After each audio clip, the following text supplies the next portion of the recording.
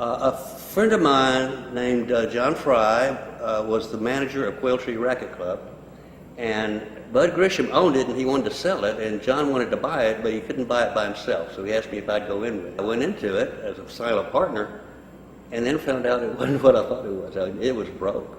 It didn't have the membership to support it. One thing led to another. I bought John out, and I ran Quail Tree. I took it from a tennis club. We added a restaurant, a lounge, a fitness center, aerobics classes, karate classes.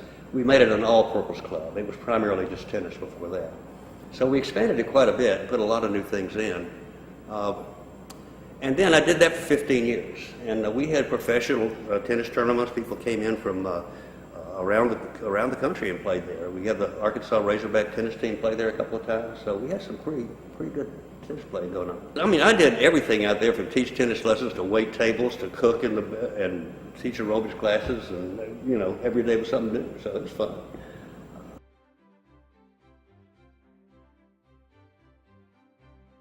I started investigating other homeless centers around the state, and I felt we couldn't do an overnight shelter. We just couldn't raise enough money to do that. But a day center seemed like it might be possible. So I wrote to 50 people I knew that had the wherewithal to help, and laid out the idea of doing a day center.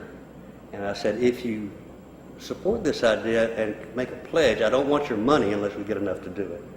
So we got $50,000 in pledges, looked for a place then, went to the city council, laid out the plan to them. They had that building down there that used to be the RSVP building that was empty. And they were trying to find something to do with it, and they couldn't find anything to put in there. Nobody would take it. And so they leased it to us for $1 a year for 30 years. It was Dolly Garrison, Ed Thompson, and me were the three that started the place.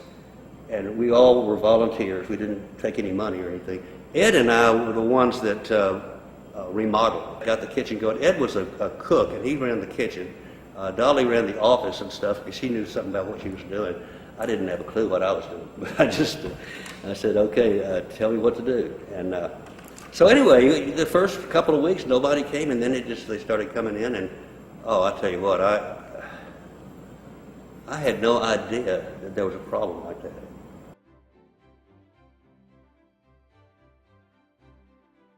We do a lot of places for kids, and a lot of the places have kids in them. I've seen kids come alive. I mean, they start out, they're shy, they get in the play, they get up on stage, and by the time that play is on, their personalities change. They're outgoing. It can really help kids to come out of their shell, and it's just fun, it's great fun.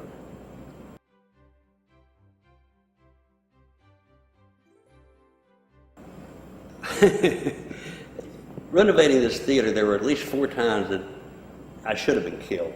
I mean, actually, the downstairs was the boiler room, and it was completely full of equipment and machinery.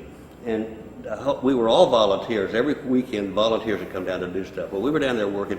Jim Gresham and I were down there working downstairs, and Joey Roth was inside working on scraping down some sheetrock. And Jim cut a gas line, and he didn't know it was a gas line until it was cut. And so I'm screaming on the phone trying to get some gas company to come out here, and running around telling everybody don't smoke, and I'm running by, and Joey is here scraping this sheetrock that is just white from head to toe with all this stuff coming in. She's just quietly going up. Anyway, there's so many things like that have happened.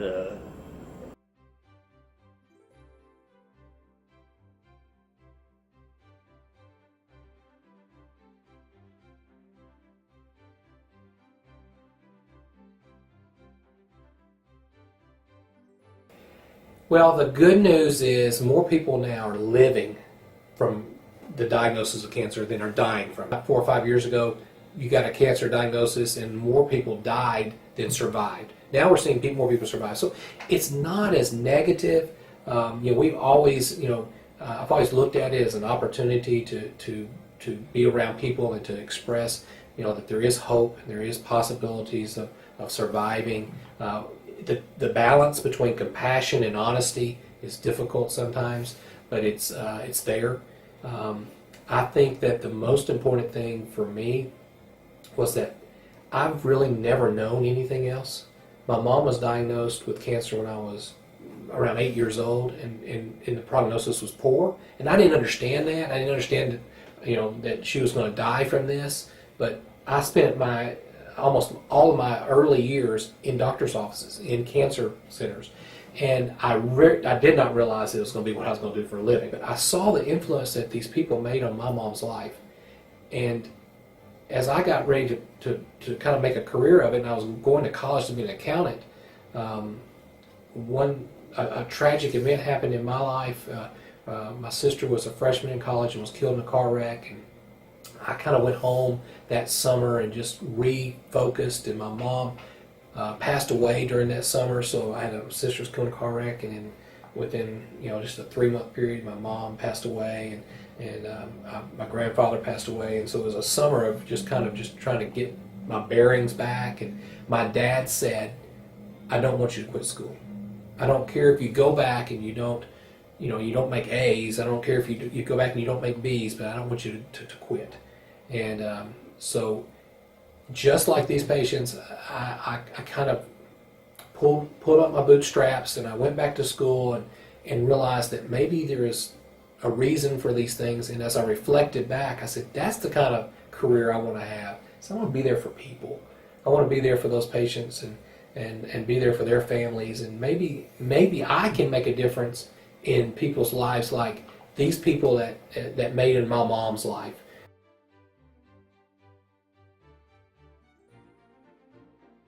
I love doing this radio show that I do on Friday nights. It's called it's on ESPN Radio, and it's 104.3. And when I tell all my friends, our family, it's ESPN Radio. But Jamie Holt and myself and Vince Least and special guests come on, and we talk about sports and goblins and all athletics. And so that's one of my favorite things, because it really gets to what I really love. And that's I love sports. I love the Razorbacks. I love being outside, and I can almost act like I know what I'm talking about.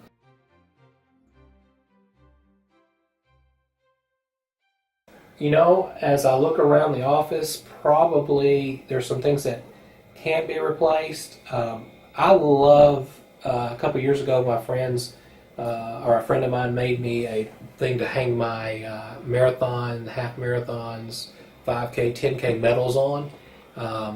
And I'm most proud of some of those things.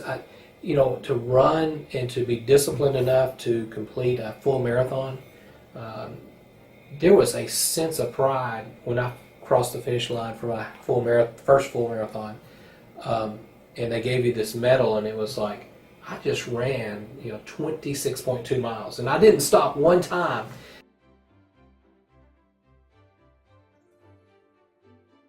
A lot of people know that my wife got diagnosed with cancer, and it was not best case scenario. Obviously, the diagnosis of cancer is scary enough, and then when the biopsies came back and we realized that she was going to need further treatment, I think more than anything it refocused me.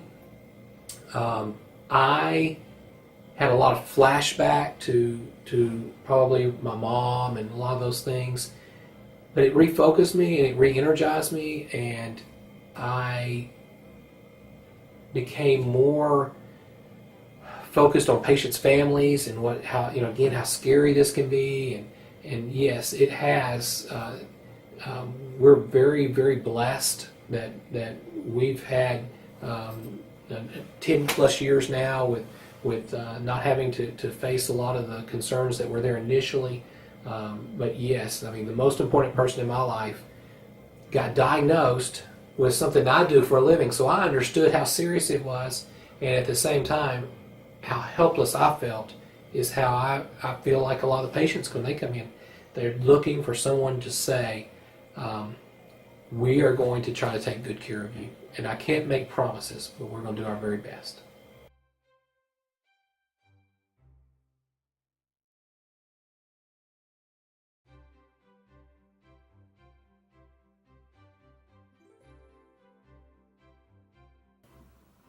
maybe it's the wrong connotation, but there's a musical.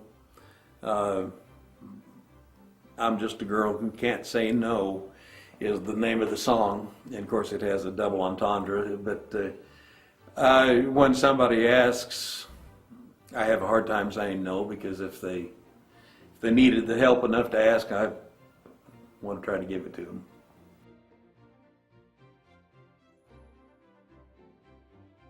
Our long trips are the Biloxi trips. We take, mostly these days, it's 8th graders. We used to take a combination of 7th and 8th grade, but these days we've got enough students, we just take 8th grade. But that's our longest trip we do all year. Otherwise, we'll make trips to Springfield or Branson or places within the state. Those are pretty regular. We're in Region 6 of the Arkansas School Band and Orchestra Association, and that means we've got schools from Siloam Springs over to Mountain Home, so we'll take our groups anywhere in between to attend assessments or various activities.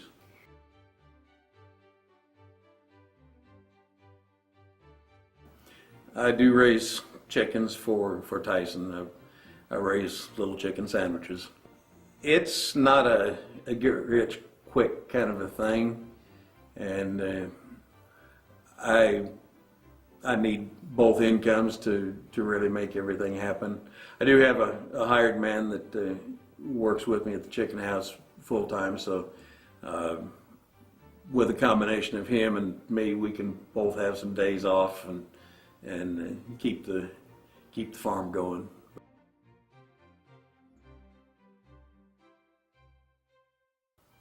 I was told many years ago, if you're involved in something, you need to give back to that. I was invited to attend some Farm Bureau meetings, and I found it terribly interesting and educational to learn from the other farmers who had more experience or more interesting experiences than some of mine. I really enjoyed going to our meetings in Little Rock or some of those, Morrilton or Conway, where I would be able to carpool with some of the, shall we say, more experienced farmers in our area that would go to those, and the whole way down there and the whole way back, I got to drink in all the history they could talk about, and of course I kept asking leading questions about this or that, and there was a lot of information about how things used to be done, and history of Boone County in particular. I was not a native to Boone County, but after many trips to town in Little Rock with some of these people, I almost feel like I know enough of the history I could qualify.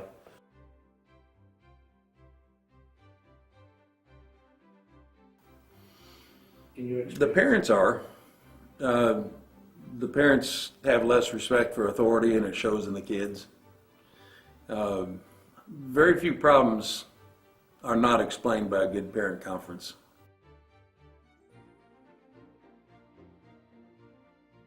As far as band music, probably the most memorable one was the one where I totally messed up a solo and had to look at the band director's face as he melted on the podium. But it was a simple mistake that the music was printed on two sides in different keys. I had the wrong key, and so when I got down to the solo, and it was a solo, the rest of the band dropped out, and here I was, a half step off. And of course it didn't sound good, so I tried to lip it up, and it didn't do well.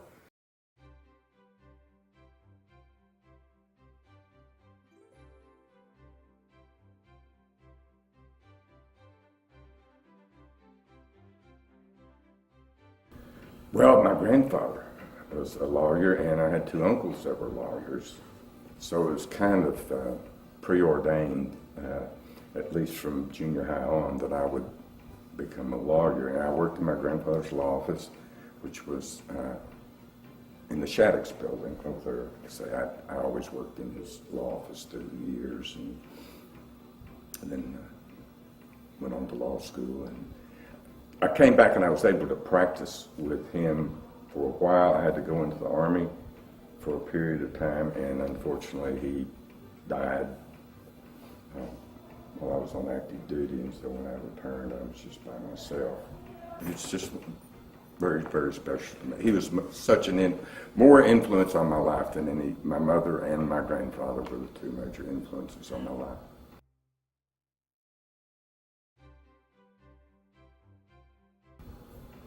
She was just the dearest, sweetest woman that, as far as I'm concerned, that ever lived, and she believed in me. And I was an only child for a while, and so I probably, I just got more attention because of being the only child. And then I benefited because it's during World War II. I actually lived with my grandparents a good portion of the time while Dad was overseas in the war. And then, even when we came back, my grandfather had purchased the house next door to his, where my great-granny lived, and so I lived with my great-granny until I was about 6 years old.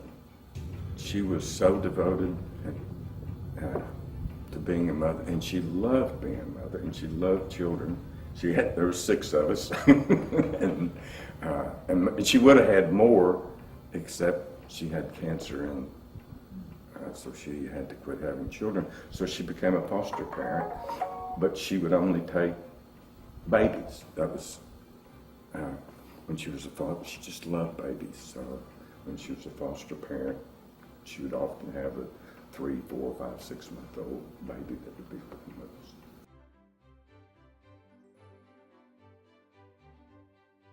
Of course, sanctuary is just so important to me. When I was in the practice of law, I did quite a bit of divorce practice, and I usually represented the woman. And so I heard these horrible stories.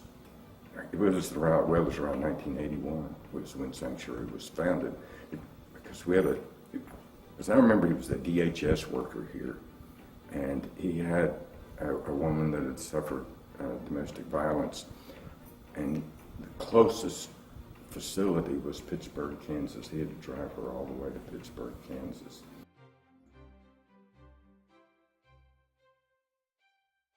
I accept those things. They put a stress on the legal system because they take up so much time. Those cases probably didn't bother me as much as sex abuse cases. Those were the really cases that it was just hard to get out of your mind, and it stays with you, and you can't banish it.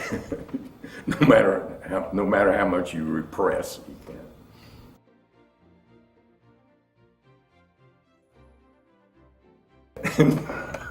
She was trying to get me to let him out of jail.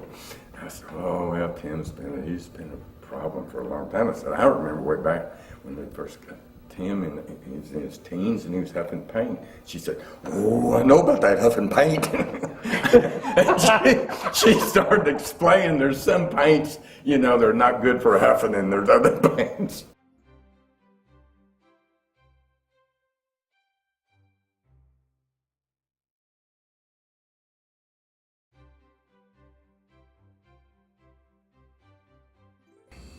My mother died, God rest her soul, in 1936. Well, my daddy's sister, Aunt Clyde O, took over the helm of raising me and my brother. Of course, we lived out at Caps, and we'd come and stay with her. Well, Lewis Inman, he was a one-eared guy, and he raised goats. So we got a couple of big old goats about like this. We'd read. You remember Billy Whiskers? See, that was a couple of goats that these guys, and we'd read. It was a good old-fashioned type book. Cousin Alvis, who was a year older than I, and Clyde's son, he was my first cousin. he and I went to a sale Louis Inman was having and bought a couple of goats, Nig and Billy. Of course, that Billy Whiskers was a goat, you understand. So we dinked around with them and around with them, and finally my cousin Doyle O said, hey, why don't we build you a little goat cart? So he built us a little two-wheel goat cart, had nice little wheels on it and a little seat across, and a little place all probably 3 by 3 in the back where you could haul stuff. And so he also built us some harness. And we drove those, we broke them, he helped us break them, and we drove those little goats. We'd drive them down, drive them around the square and on the sidewalks. We just had a hell of a time with them. It came to our mind that we wanted to take a little trip because Billy Whiskers had gone on a trip in the book, you understand. So Aunt Clyde O and Uncle Otis lived up the end of West Stevenson. So we filled this little square up back here with blankets, and now we didn't have canned food, we had fruit jars. And fruit jars of food back there and so on. And we headed for Pruitt. And 3 days later, of course it's 11 miles, you know. 3 days later we got there. And all right, now back then Highway 7, you didn't have to worry about driving goats down the middle of Highway 7.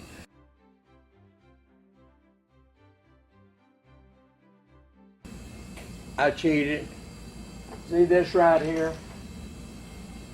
I had one of those forever call.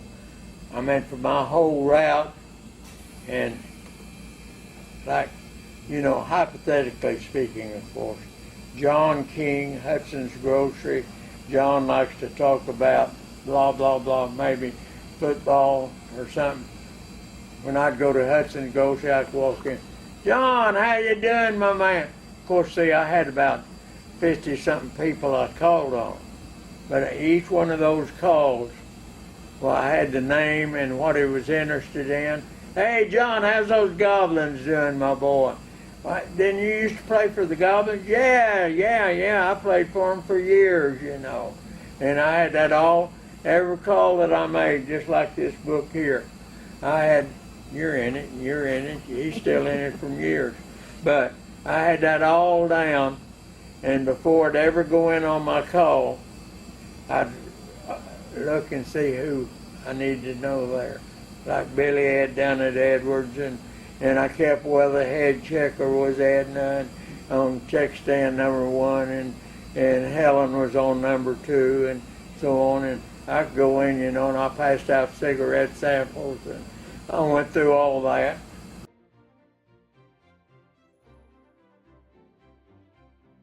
Well, it grows, Donna, on you. I mean, fortunately, I got involved in one thing and it led to this thing, and it led to the old-time Goblins and what have you.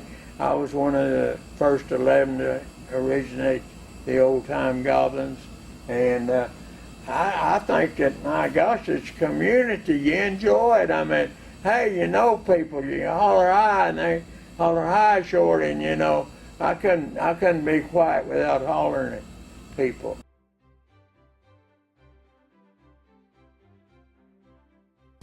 Oh, beautiful, beautiful Arkansas, the most beautiful place that I know.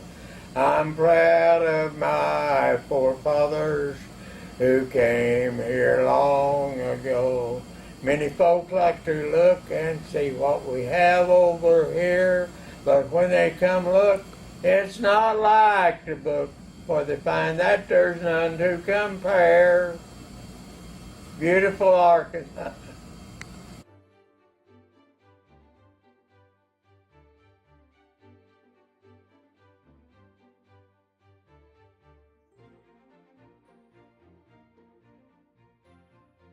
It's been, I think, an obligation of love to the community and wanting to give back. From anything from school board to Chamber of Commerce to the things that the ministries that we do at First Baptist Church, to give back to the community is, in my opinion, the most important thing that a citizen can do.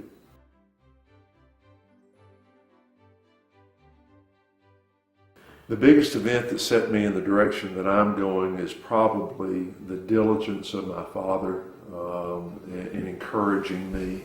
He was a very godly man. He encouraged me to have my faith in Christ and to always do right and to be honest and truthful and be a man of integrity that would lead business or do whatever that is needed in order to help someone else.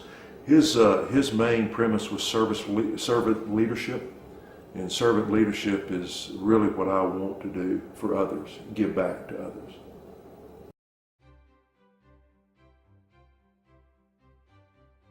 I exercise. I run a couple of miles just about every single day.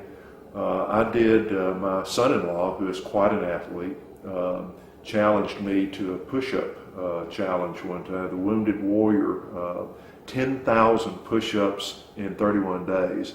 I did 11,314. I was afraid I was going to miss a day. And even today, I did that in 2013. And I do 160 at least, just about, well, no, every day actually. So I do exercise a lot.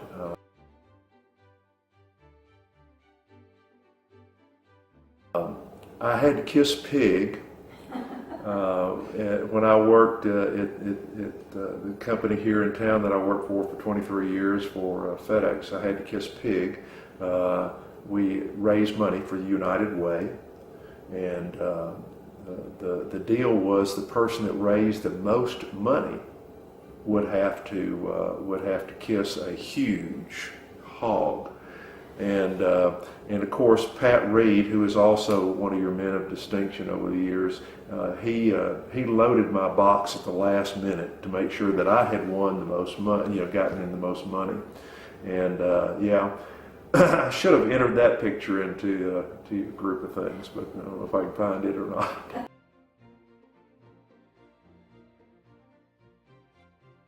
I'm a vocalist. People know that I'm a vocalist, but I've had the honor to sing across the United States, North America.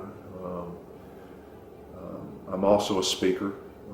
I got to, this year, as an example, I spoke at the Jamaican Employers Federation in Montego Bay, and that's been an honor. I have a background in martial arts that I don't talk about very much. So a black belt here and there. So.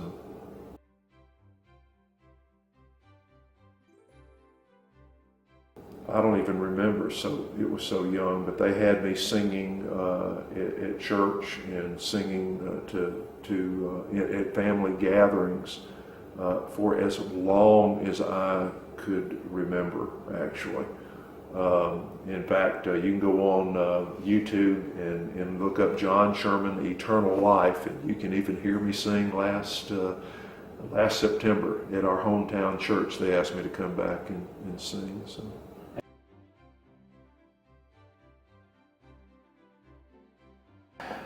Right from the moment when I met her, saw her, I said she's gorgeous and I fell.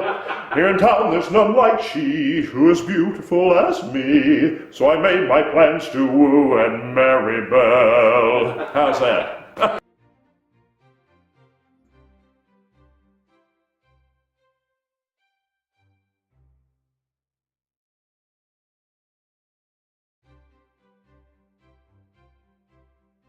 Oh no, I'm from off.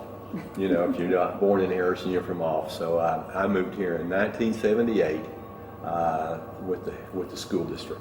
My first job is I was a resource room teacher at Skyline Heights Elementary School. I worked there for 2 years with Irma Adair as my principal. Had a great time.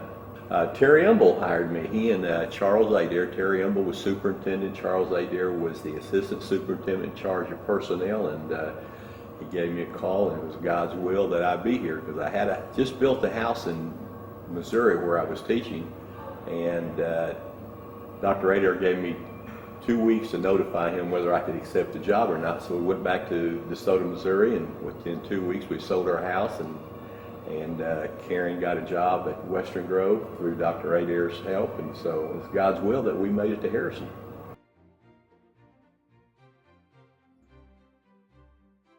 Mr. Hummel was a great gentleman. He was school all the way. There was never any doubt where you stood with Mr. Hummel.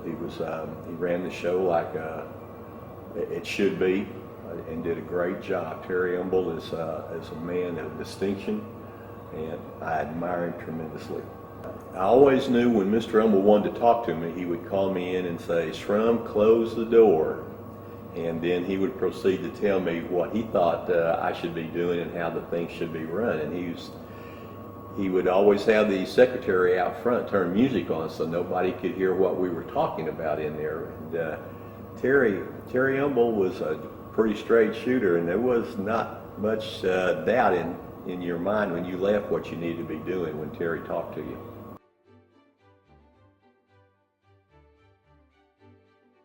I have a degree in special education. I have a bachelor's degree in speech therapy and learning disabilities from Northeastern State, Oklahoma, and I got involved with Special Olympics there. And when I got my first job in Missouri, I helped with Special Olympics. So I've had it in my heart for a long time, ever since I've been in education. And I've been very fortunate with our Special Olympics that I was our Special Olympics supervisor in Harrison along with Jerry Bridges. We were co-directors for about 15 years. Had the opportunity one year to go with the State Special Olympics to South Bend, Indiana, to Notre Dame University, and was a volleyball coach. And so we came back from there, and we really got inspired with Special Olympics, and it's just carried over since then. Right now I'm the current director for the track and field games that we have in Harrison every year. We have about 300 Special Olympic athletes show up for that, and it's just a joy to be associated with the Special Olympics.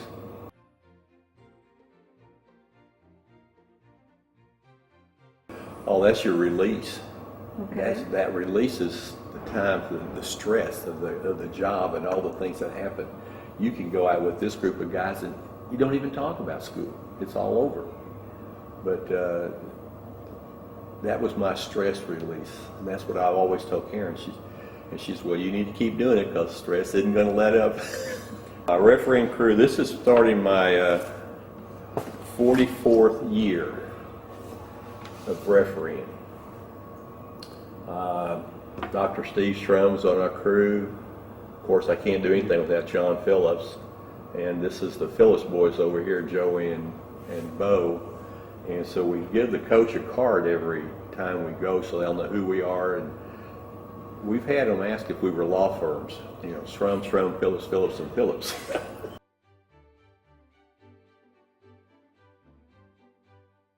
I still volunteer some here at the Rock, this recreational outreach center. I come in on Monday mornings about 6:15 and unlock.